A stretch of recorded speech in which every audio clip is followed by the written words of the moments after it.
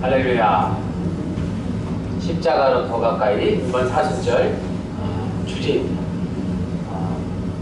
인도의 성자 간디 아시죠?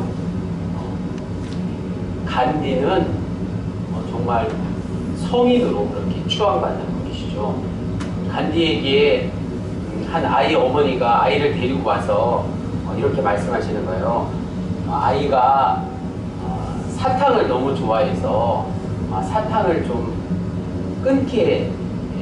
끊으라고 좀 말씀 좀 해주세요. 제 말은 도저히 듣지를 않습니다. 그래서 간디가 뭐라고 그랬냐면, 아이를 데리고 4주 후에 약 한 달 뒤에 다시 오세요. 이렇게 아이와 아이 어머니에게 말씀했습니다. 그래서 4주 후에 아이 어머니가 아이를 데리고 다시 간디에게 왔더니 간디가 비로소 이렇게 얘기하는 거야. 사탕은 이에도 좋지 않고 이가 썩고 또 너무 많이 먹으면 단맛도 없고 하니까 사탕을 좀 끊는 게 좋겠다. 성인이라고 하는 그 간디의 말을 듣고 어린아이가 사탕을 바로 끊었습니다. 그래서 어머니가 왜 4주 전에는 그렇게 말씀해 주지 않으셨나요? 이렇게 다시 간디에게 물었더니 간디가 이렇게 했어요. 4주 전에는 나도 사탕을 먹고 있었다. 나도 사탕을 너무 좋아해서 4주 전까지 아이를 데리고 찾아왔을 때 나도 사탕을 자주 먹는데 이 아이한테 내가 어떻게 사탕을 먹지 말라고 이야기할 수 있겠습니까? 그래서 4주 동안 사탕을 자기도 간디 자신도 끊고 4주 후에 아이에게 말해주었다는 이야기가 있어요. 간디의 마음이 오늘 담임사관의 마음입니다. 설교자의 마음이 바로 그렇습니다. 오늘 설교 제목을 보세요. 새 계명 서로 사랑하라. 담임사관이 우리 도감명군에 이렇게 연세 많으시고 이렇게 좋으신 분들한테 서로 사랑하십시오 이렇게 말하는 것은 아까 좀 전에 해드린 그 이야기와 통합니다. 제가 본이 되어야지 그런 말을 할 수 있지 않겠습니까? 오늘 말씀의 주제가 바로 너무 어려운 거예요. 저는 가끔 이 본문을 놓고 묵상할 때마다 정말 부담스러워요. 주제가 무엇이라고요? 사랑이기 때문에 그래요. 여러분 다들 서로 사랑하시죠?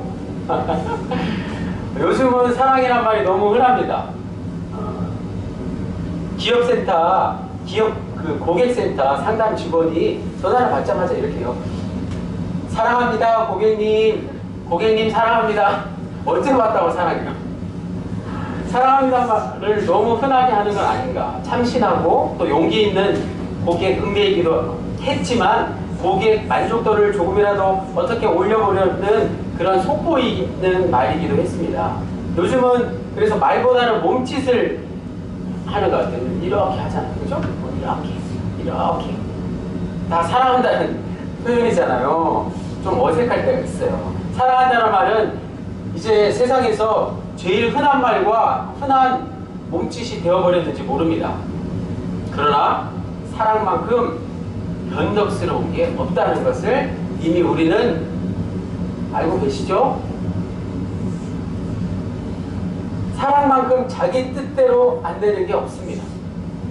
아니, 우리는 변함없이 끝까지 고린도전서 13장 사도 바울의 말씀처럼 누군가를 온전히 제대로 사랑할 수는 없을 것 같아요. 저는 솔직히 자신이 없어요. 그 누구도 여기서 자유롭지 못하다는 사실을 먼저 인정해야 할 것입니다. 참된 사람은 사막을 헤매다가 우연히 만나는 오아시스를 보는 것만큼 정말 힘든 거예요. 이처럼 처음 품었던 그 청춘 남녀의 열정적인 사랑이 끝까지 가지 못하는 이유가 무엇일까요? 그 사람의 탓만은 아닐 겁니다. 그 사람이 비인격적이거나 배운 게 없거나 성품이 삐뚤어져서가 그런 게 아니라 오늘 성경 말씀의 핵심이 그겁니다. 사랑은 원래 우리 인간에게 주어진 능력이 아니라는 사실. 그걸 먼저 우리가 깨닫기 원합니다. 그래도 부모 자식 간의 사랑은 다르다고 생각합니다.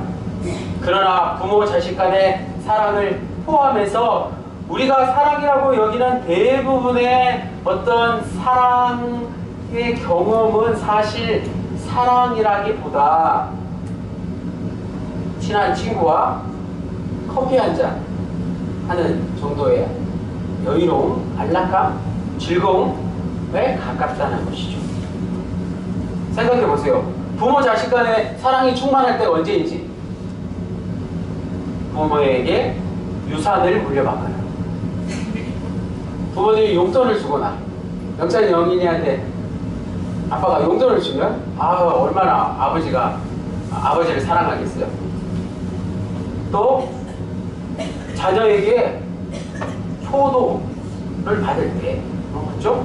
설 명절 때고 평소에 잘하는 자녀들이 귀한 것 이렇게 부모님께 드릴 때 물론 그 마음이 함께 하지만 사랑받는다, 존경받는다는 생각이 듭니다. 주변 사람들에게도 어떤 정말 귀한 선물 같은 거 또 생각지도 못한 어떤 대가를 받을 때 사랑받는다는 느낌이 충만한 게 솔직한 우리의 심정 아닐까요?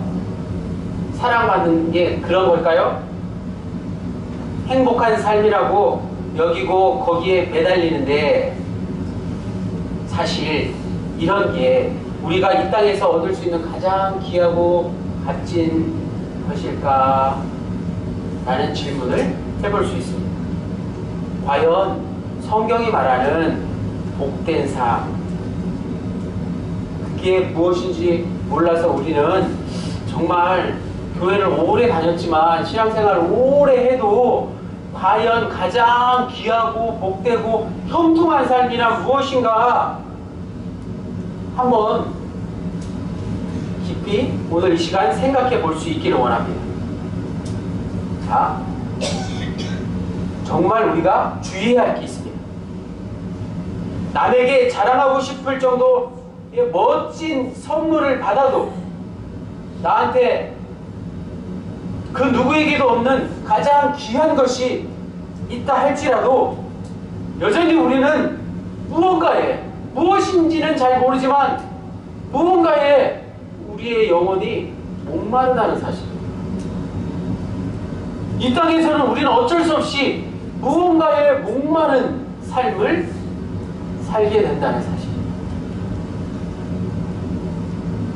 자, 오늘 본문 말씀 요한복음 13장 31절에서 35절 말씀은 우리가 너무나도 잘 아는 고린도전서 13장 장이 똑같네요. 13장 고린도전서 13장 사랑장과 비교해서 보면 좋습니다.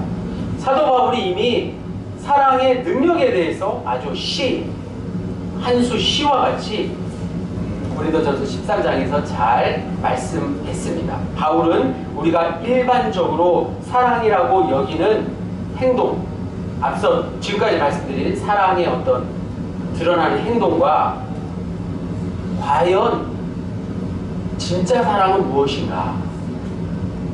우리가 생각하는 그 하나님의 사랑에 대해서 고린도전서 13장에서 분명히 구분해서 말씀했다는 사실이에요. 우리가 지금까지 무언가에 목마른 그 사랑에 목마른 그것과 그것을 채워줄 수 있는 것은 인간의 사랑이 아니라 하나님의 사랑이다 라는 것이죠. 그 사랑을 이미 우리는 2000년 전에 예수님을 통해서 십자가의 사랑을 통해서 경험한 것입니다. 고린도전서 13장 3절 말씀 내가 내게 있는 모든 것으로 구제하고 또 내 몸을 불사르게 내줄지라도 사랑이 없으면 내게 아무 유익이 없느니라. 구제, 다른 사람을 도와주는 일 있잖아요. 우리 구세군의 자랑 아니겠습니까? 자선사업, 그리고 자기 희생, 순교하잖아요. 복음을 위해서 순교하신 분들이 계시잖아요. 목숨을 바치지 않습니까? 그것마저도 사랑이 아니라는 뜻이에요. 야, 이 너무 충격적인 말씀 아닙니까? 자기 목숨을 내어놓는 것도 사랑이 아니라는 거예요. 하나님의 사랑과 비교할 수 없다는 것입니다. 인간이 제 아무리 자기를 희생하고 자기 목숨을 내어놓는다고 할지라도 하나님의 사랑과는 다른 것이라는 뜻입니다. 반대로 생각해보면 사랑 없이도 우리는 구제할 수 있고 자기를 희생할 수 있다는 말이 됩니다. 엄격히 말해서 교회는, 이 더감정부는 구제기관이 아니에요.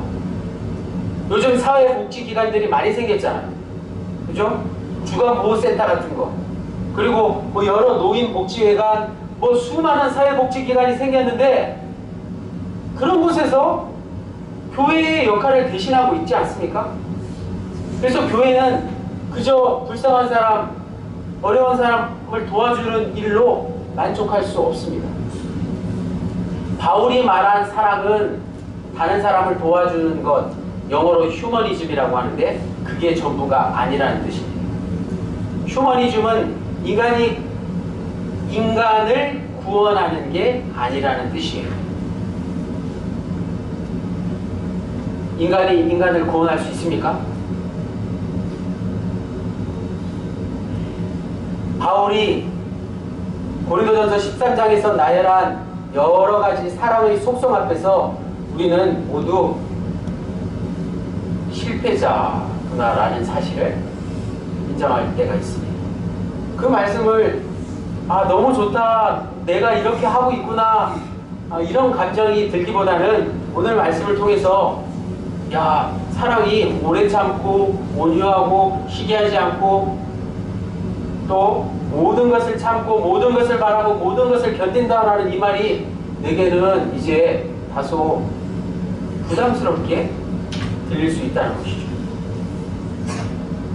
하지만 사랑의 무능력 앞에서 좌절하지 마십시오. 불안해하지 마십시오. 사랑은 내게 속한 능력이 아니라 하나님께 속한 능력이기 때문에 하나님을 통해서 이제 우리가 그 능력을 세상에 전할 수 있게 된다는 사실입니다. 하나님에게 전적으로 의존해서 살아가는 사람은 이제 예수님처럼 사랑하는 사람이 될 수 있다는 사실을 믿습니다. 사랑은 하나님으로부터 나오는 사랑의 빛이 사실은 하나님의 사랑 그 자체라기보다 하나님을 통해서 시작된 어떤 빛 말이에요. 빛은 주위를 환하게 하죠.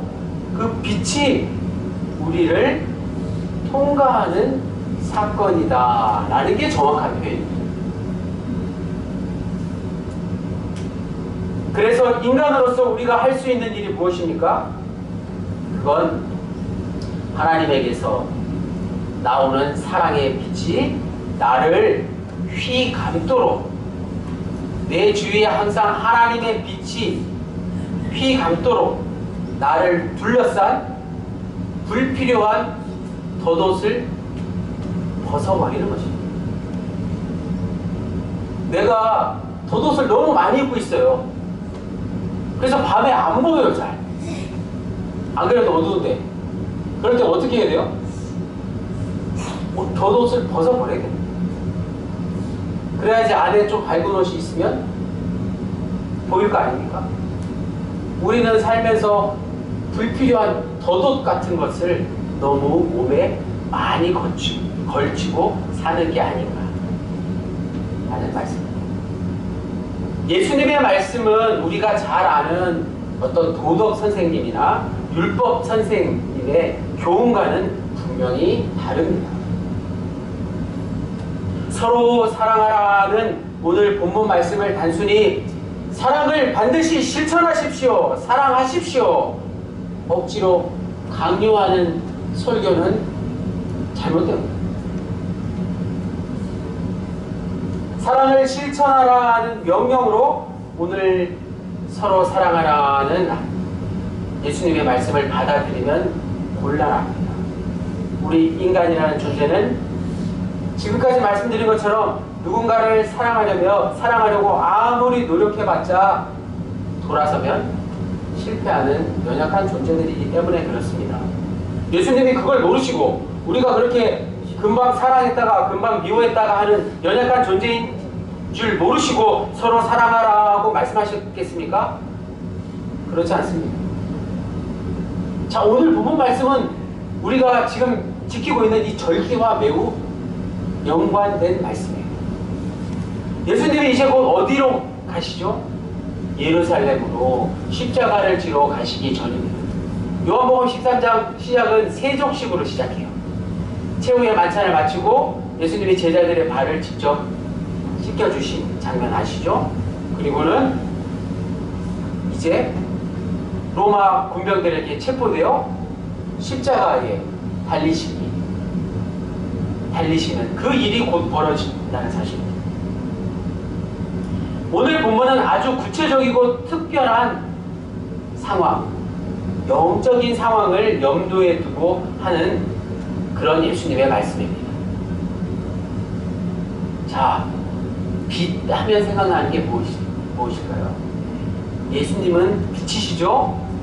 예수님의 그 빛이 어디서 가장 찬란하게 환하게 빛났을까요?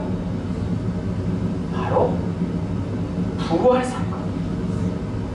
부활의 빛에 대한 제자들의 경험을 오늘 요한복음의 저자, 요한복음의 기자가 말씀하고 있는 것입니다. 예수님의 부활을 빛에 비유해서 말씀하고 있어요.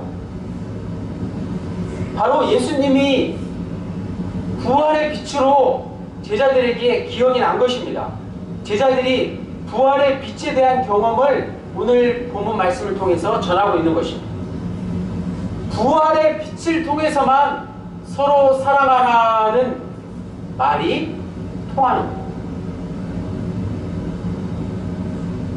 부활의 빛 없이 우리는 서로 사랑하기가 불가능할 것입니다. 정리해서 부활의 빛이 없으면 사랑하라는 이 말씀은 다시 우리에게 짐이 될 수 있다는 것입니다. 하나의 율법으로 전락할 수밖에 없다는 것입니다. 예수님이 생각나면 예수님의 그 환한 모습, 부활의 빛으로 세상에 오신 그 예수님을 바라볼 때, 기억할 때 제자들이 서로 사랑하지 않았겠습니까? 드디어 예수님을 통해서, 부활의 예수님을 통해서 제자들은 서로 사랑하라는 말씀을 실천할 수 있게 되었다는 것입니다. 본문에서 예수님은 십자가를 지러 가셔야 했기에 이제 곧 제자들을 떠나야 하는 상황입니다. 제자들이 전적으로 의존해서 살아야 할 예수님은 이제 더 이상 그들 곁에 없게 될 것입니다. 이제 제자들은 이 세상에서 예수님 없이 마치 고아된 아이들처럼 지내야 합니다. 그래서 오늘 본문에 보면 영광에 대해서 31절, 32절에 말씀하고 있는 거예요. 영광에 대해서 먼저 말씀하시고 사랑에 대해서 말씀하고 있는 것입니다.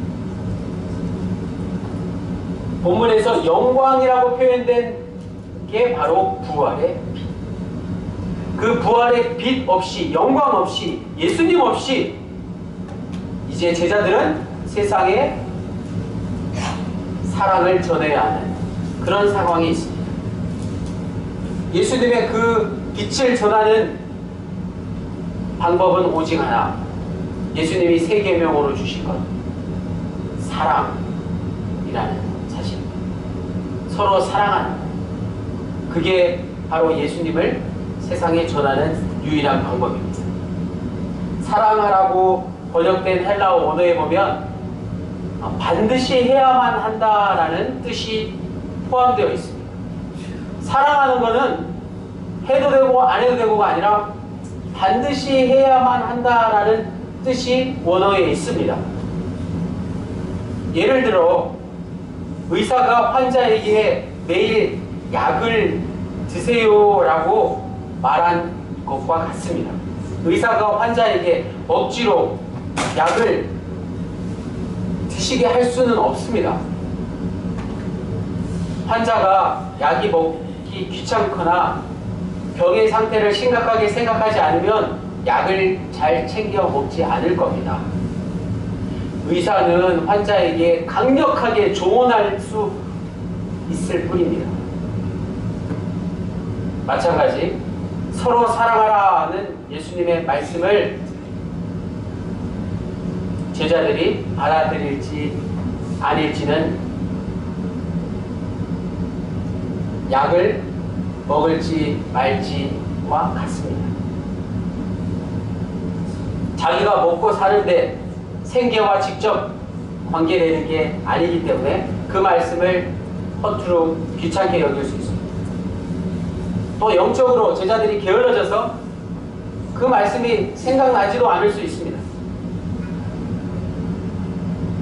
그래서 서로 사랑하라는 말씀은 오늘도 그저 교회는 다르지만 한쪽 귀로 듣고 다른 쪽 귀로 흘려보내는 말이 될 수 있습니다.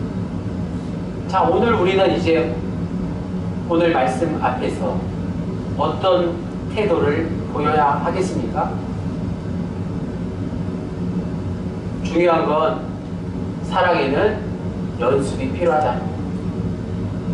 세상 사람들도 사랑합니다, 고객님 사랑합니다, 사랑합니다 연습을 하잖아요. 그 사랑에도 연습을 하는데 우리는 예수님이 제자들에게 부탁하신 그 서로 사랑하라는 새 계명에 과연 얼만큼 훈련하고 있을까요? 학생들이 숙제를 하듯이 말입니다. 그건 예수님이 서로 사랑하라 하고 주신 새 계명은 학생들이 단순히 숙제하는 것과는 다르겠죠. 그래서 종교적으로 수행하는 일들이 나오는 것 아니겠습니까?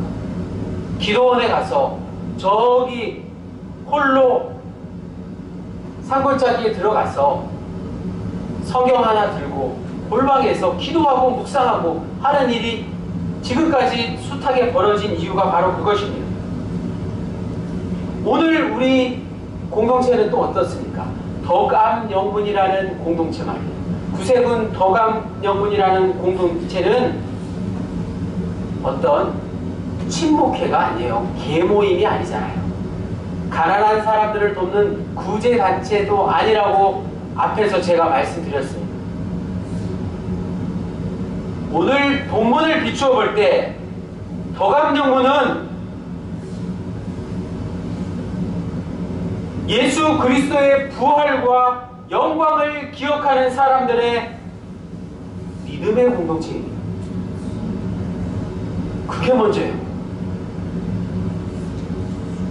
예수님이 우리를 대신해서 십자가를 지시고 자신의 생명을 우리에게 주신 것처럼, 야, 이 덕암영혼 공동체는, 예수 믿는 사람들이 모이는 교회라는 공동체는, 교회 공동체는 생명을 함께 나누는 공동체, 부활 생명 공동체라는 사실. 세상에 그거보다 더 귀한 공동체가 어디 있습니까? 생명을 함께하는 공동체, 서로 생명을 함께 나누고 생명을 전하는 공동체가 세상 그 어떤 단체보다 가장 귀한 공동체 아니겠습니까? 세상 마지막 때 다시 오실 예수 그리스도를 기다리는 사람들의 종말론적 공동체이자 구원 공동체라는 사실. 더 나아가서 지금 하나님이 우리와 함께 하시는 성령 공동체.